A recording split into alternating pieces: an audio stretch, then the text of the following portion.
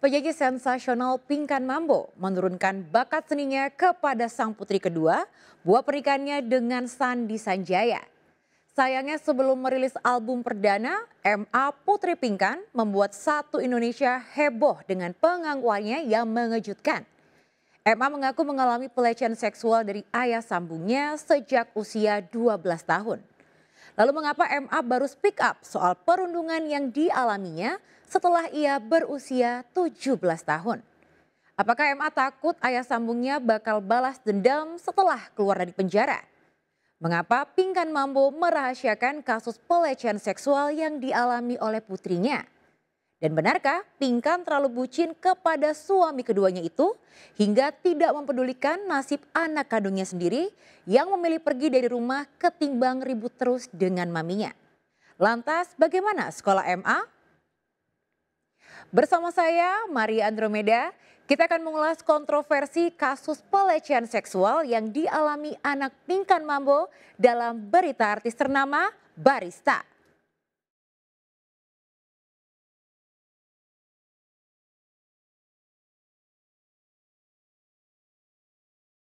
Satu Indonesia heboh membicarakan sosok darah cantik berinisial MA, anak kedua Pinkan Mambo bersama Sandi Sanjaya suami pertamanya. Bukan karena MA digadang-gadang menjadi calon rising star di belantika musik Indonesia, tapi karena kisah tragis yang disembunyikannya dari hadapan publik dan baru terungkap sekarang. Siapa nyana sejak usia 12 tahun, MA mengalami pelecehan seksual dari ayah tirinya SW. Pria yang kabarnya berprofesi sebagai sutradara itu diduga melakukan aksi bejatnya pada MA saat istrinya Pinkan Mambo tidak ada di rumah. Lalu benarkah MA tidak cuma mengalami pelecehan, tetapi juga mendapat kekerasan seksual dari SRW? Setelah tampil di podcast Nadia Alaidrus, kemarin MA menuturkan saat-saat pedih dalam hidupnya itu di depan awak media. Sebelumnya kamu sekarang umurnya berapa? 17 tahun. 17 tahun. Iya. Oke. Silakan Michelle. Itu terjadi di tahun 2018 sampai 2021. Dan di situ aku di sini mau nyampein aja kalau misalnya aku nggak mau merugikan satu sama lain terhadap mami aku Pinkan Mambo dan suaminya yang sekarang. Aku cuma mau speak up sebagai victim yang sekarang ya sudah terjadi. Dan di sini cuma mau menyampaikan kalau tidak ada mau menjelekkan siapa-siapa. Ya. Itu terjadi di awalnya seperti apa sih Kak? Mungkin atas dugaan pelecehan. Kronologinya awalnya usia berapa? Usia aku 12 tahun. Kejadian di tahun 2018 itu aku masih umur 12 tahun. Dan posisinya kalau nggak salah mami aku lagi ada kerjaan di luar. Dan tiba-tiba ada suaminya mami aku. Dan disitulah kejadian. Dan pas pertama kali kejadiannya aku benar-benar shock. Aku kayak froze. Iya, freeze gitu ya. Ketika misalnya kita dipenuhi dengan ketakutan-ketakutan, dia akan kecemasan ya, dia akan memiliki beberapa reaksi. Salah satu reaksinya itu adalah fight, ngelawan. Ya, ketika dia dilecehkan, mungkin dia akan melawan. Ada yang juga menghindar. Udah dia diem aja deh daripada ntar bahaya gitu ya. Nah, yang ketiga itu juga biasanya adalah ini yang relatif sering terjadi pada korban pelecehan adalah freeze. Freeze itu adalah tonic immobility. Makanya saya suka kesel kalau orang menyalahkan korban.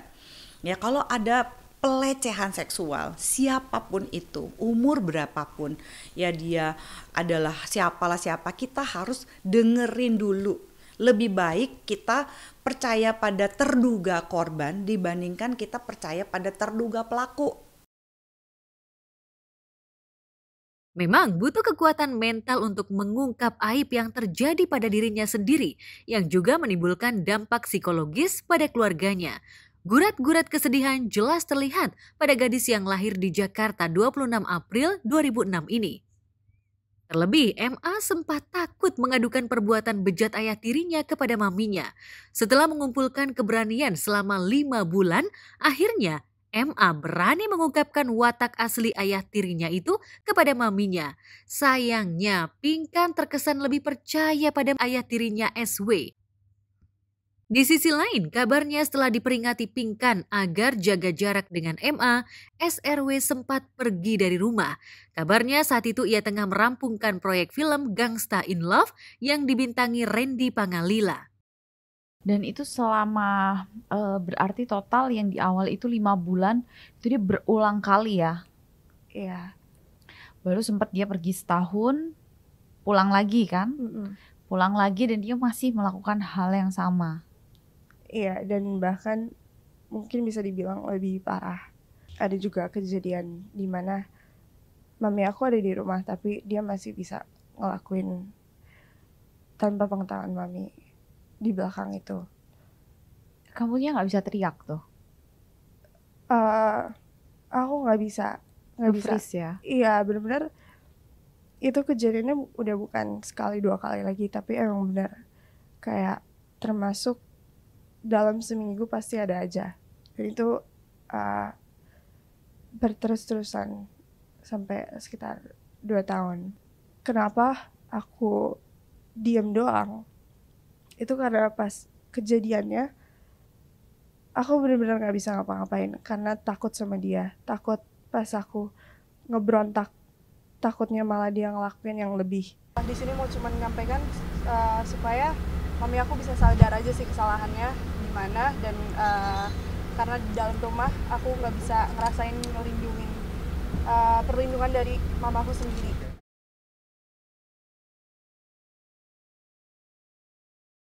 Baik, kalau dari sisi penelitian, para korban itu biasanya bagaikan dijahit mulutnya gitu ya. Kebanyakan mereka tidak berani untuk bicara, tidak berani untuk speak up. Itu alasannya banyak yang ketika mengalami pelecehan dan atau kekerasan seksual ini, itu seringkali berlangsung lama, dan terutama adalah ketika pelakunya adalah orang yang seharusnya melindungi mereka karena berada di dalam kondisi atau situasi rumah tangga. Nah, persoalannya adalah dengan situasi yang begitu sulit menjerat gitu ya, seperti tadi, karena tidak berani bicara, kemudian di dalam situasi yang masih tergantung. Nah, itu alasannya sebenarnya keluarga Indonesia harus bisa mengenali dan mengantisipasi masalah-masalah ini. Pada dasarnya anak adalah sosok yang paling lemah di dalam keluarga. Dan untuk itu perlu adanya perlindungan terhadap mereka. Kabarnya setelah film itu rampung, SRW baru pulang ke rumah dan kembali bertemu dengan MA.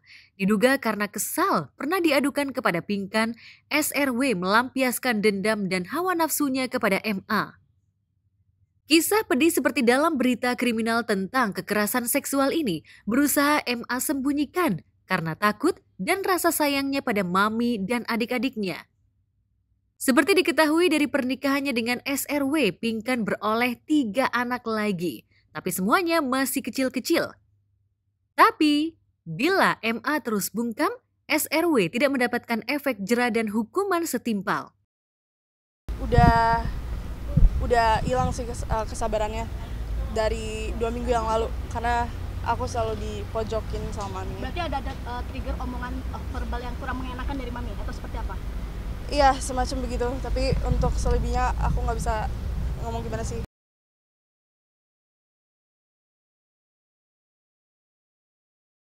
Memang anak ini saya lihat tuh kayak seperti kayak hal-hal tuh nggak bisa berani diomongin gitu kan. Kita kan juga berteman di Instagram sama anaknya nih kan. Ya kebanyakan anak tuh nggak pernah ngepost sama keluarganya.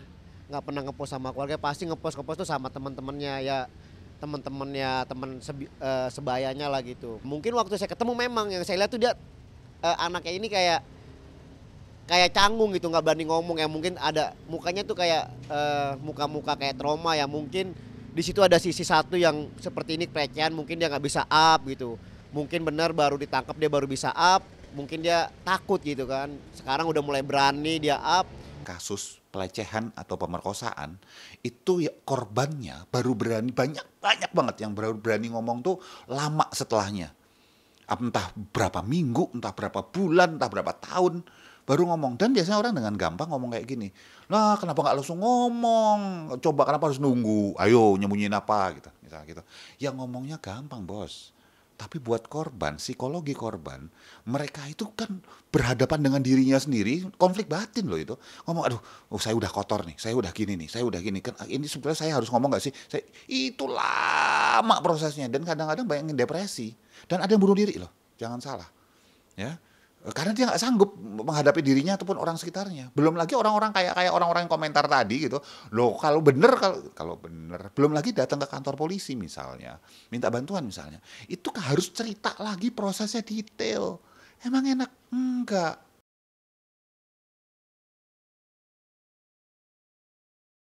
Ya, mungkin air mata MA sudah kering karena ia pernah menyembunyikan peristiwa yang maha pahit itu kepada maminya sendiri.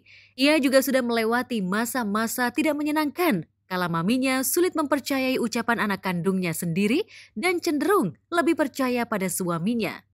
Namanya anak masih belia kan, masih polos, itu sih, itu jujur ya. Kadang tuh kata yang keluar tuh memang apa adanya gitu ya. Seharusnya Kak Pinkan kan bisa gitu, bisa tahu tuh anaknya seperti apa karakternya kan. Karena kan Kak Pinkan sendiri darah daging Kak Pinkan, seharusnya lebih tahu. Ya seharusnya Kak Pinkan tetaplah berpihak di anaknya gitu. Mami tahu dari 5 bulan setelah kejadian dan seterusnya. Tapi masih membela Responnya suami mami ya? seperti apa? Mami tahu itu Seperti apa responnya mami? Sikapnya seperti apa ke kamu? sikapnya aku nggak tahu ya, tapi yang aku lihat itu dia nggak percaya sama omongan aku.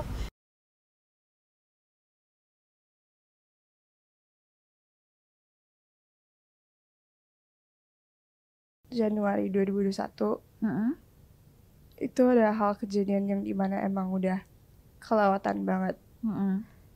Dan di situ aku udah nggak sanggup untuk di-keep sendiri ataupun melanjutkan kayak my life in that house, tapi nggak secure sama sekali. Dan Iya betul.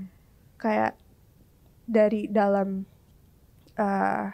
orang-orang di rumah juga nggak ada yang bisa ngebantu aku. Terus kalau masalah papa,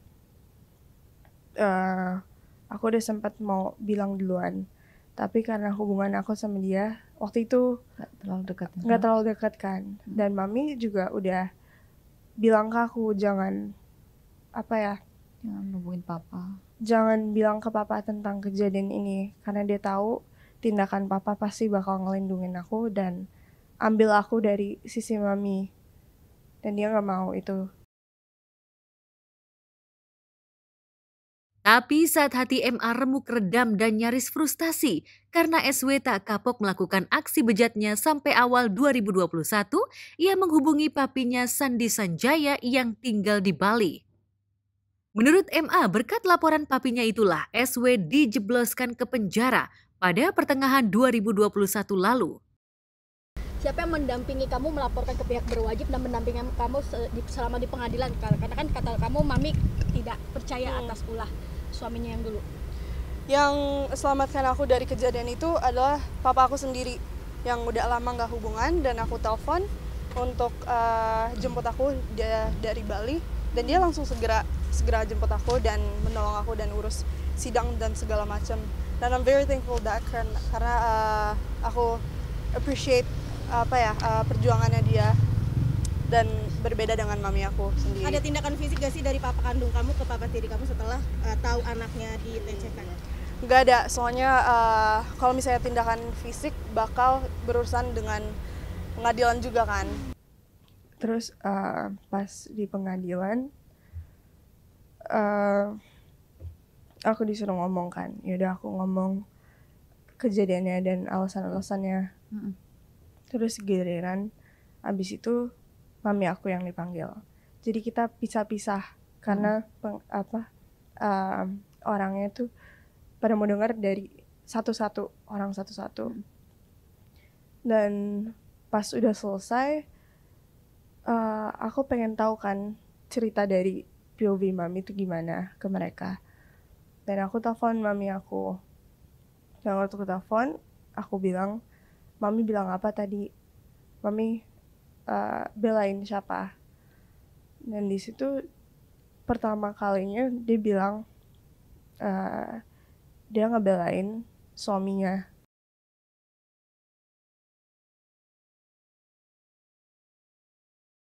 Setelah ayah tirinya dipenjara, masalah MA belum selesai. Sakit di tubuhnya mungkin cepat sembuh, namun luka batin itu menganga lebar. Saat ia butuh pelukan dan dukungan sang mami untuk menyembuhkan trauma, maminya justru memperlakukannya kurang baik hingga MA memilih pergi dari rumah. Lalu benarkah MA sempat konseling dengan psikolog terkait trauma pelecehan dan kekerasan yang dialaminya? Sempat beberapa kali ke psikolog, tapi mungkin traumanya masih ada dan belum sembuh total itu. Masih ada ini lagi bimbingan lagi psikolog atau udah selesai? Sekarang lagi ya fokus ke hidup aku aja untuk pemulihan. Pasti ada traumanya sama laki-laki, tapi aku mencoba untuk keras untuk menghindari itu karena gak semua laki-laki ya sama dan gak semua kejadian itu bakal terulang di laki-laki juga.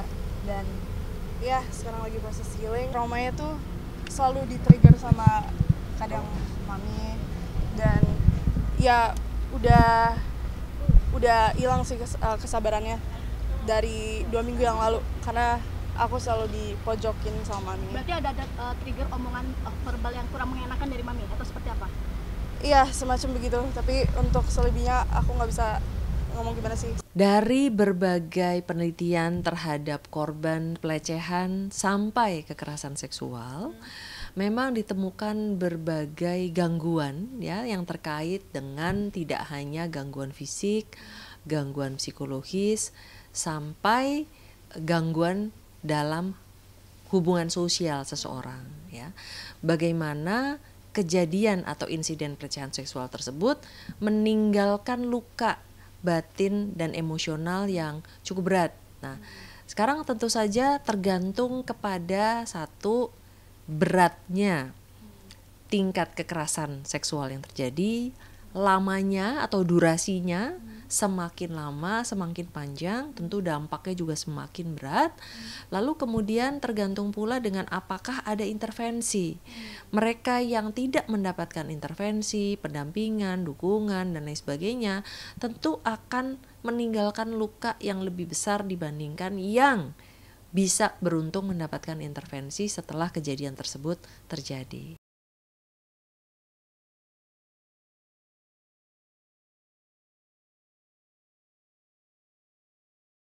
Seperti korban pelecehan dan kekerasan seksual lainnya, MA yang masih di bawah umur butuh pendampingan dalam konseling kejiwaan sampai tuntas. Sayangnya, MA tidak mendapatkan konseling dan terapi yang cukup untuk menghilangkan traumanya. Sebagai orang tua, Pinkan dan Sandi seyogyanya mengawal konseling MA hingga ia tidak tumbuh menjadi pribadi yang pendendam kepada laki-laki dewasa. Pernyataan MA dan pendapat sejumlah psikolog dan pemerhati anak membuat Pinkan Mambo menjadi sorotan satu Indonesia. Instagramnya digeruduk massal oleh warga +62. Lalu mengapa Pinkan seolah membiarkan bola panas terus menggelinding liar dan ogah turun tangan untuk mengklarifikasi berita miring tentang dirinya? Aku sih ya kalau melihat seperti ini Pinkan gak ada respon atau Pinkan belum angkat bicara gitu kan, aku kembaliin lagi ke mereka karena ini kan sebenarnya urusan keluarga mereka ya, maksudnya urusan pribadi mereka. Entah responnya akan gimana kita kan nggak tahu nih. Aku sih no comment untuk masalah Pinkannya akan bersikap seperti apa, cuman pasti mereka akan dapat jalan tengah dan memang akan pasti cari solusi sih. Sejauh ini aku belum ada kontak apa-apa sama mami dan belum ada kabar apapun. Respon mami gimana sih setelah kamu cerita muncul di podcast apa sebelumnya? Aku belum tahu ya informasi tentang reaksi mami gimana karena dia belum sempat speak up sama sekali dan mungkin ya aku juga nggak tahu dia bakal muncul atau enggak. Jadi belum sih, terakhir 2 minggu yang lalu itu aku sempat ada masalah sama dia dan bikin kita nggak ngobrol lagi. Yang pasti ya pokoknya mendoakan semua yang terbaik untuk Pinkan dan juga karena sama-sama punya perempuan semoga ada solusi yang terbaik untuk apa semua.